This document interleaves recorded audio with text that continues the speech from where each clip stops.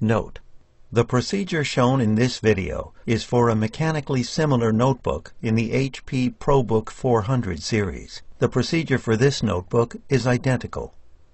Caution: observe all precautions when removing and replacing components.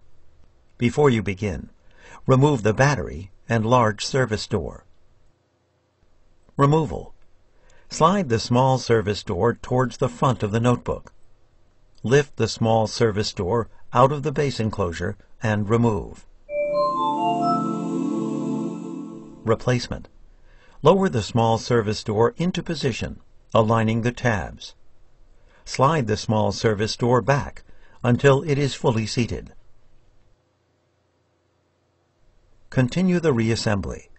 Replace the large service door and battery.